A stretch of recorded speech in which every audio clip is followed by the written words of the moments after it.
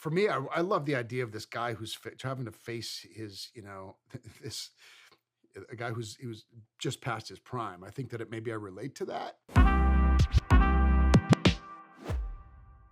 Thank you guys for talking to me today about the movie. Thank you, Nice to Russ. meet you. Of course, of course. Well, so my first question is for both of you guys, just regarding your roles, respectively. What would you say was your personal mission statement in what you ultimately wanted to bring to the final product, whether it be, by directing or through your performance, Josh, as Tommy? I wanted to create a film that allowed for some form of escapism that had resonance at the same time. I think a lot of movies now are lacking a lot of heart and soul. And sort of as a product of the 90s and those films that really spent time on character development and allowing you to embrace levity and sort of all this fun that encompasses, the action genre.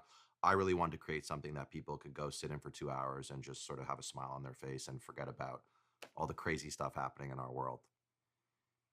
Yeah, and for me, I think that I just loved. I really did enjoy working with Alan the first time around on Bandit, and I knew that we were gonna, this one we had even.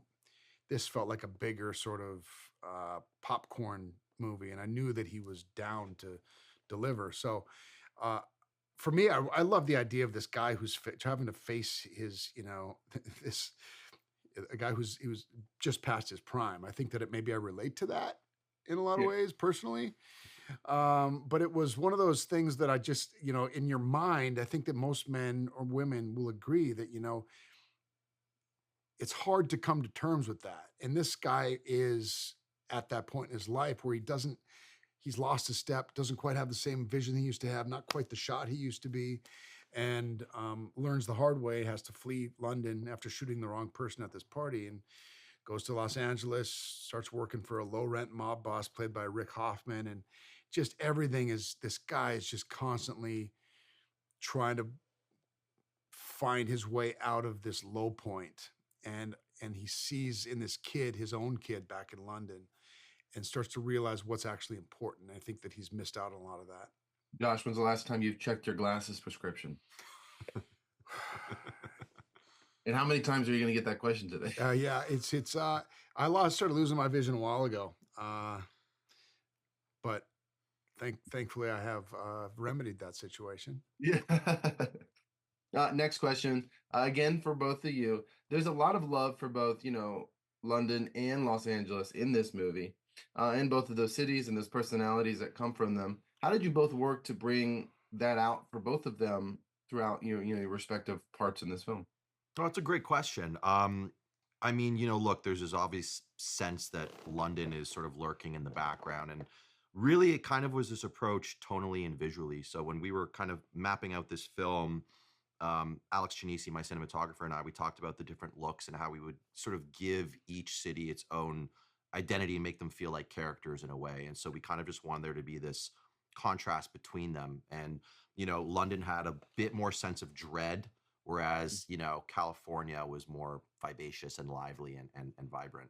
It's funny you asked that question because we didn't shoot either of those locations at those locations. We shot in Cape Town, found a place that looks like London, and then we found that Cape Town actually doubles beautifully for Malibu and Los Angeles. So I would have much rather shot here, although I loved Cape Town. I loved the crew there. Unfortunately, we didn't get to shoot Los Angeles for Los Angeles, but you would never know by watching this movie.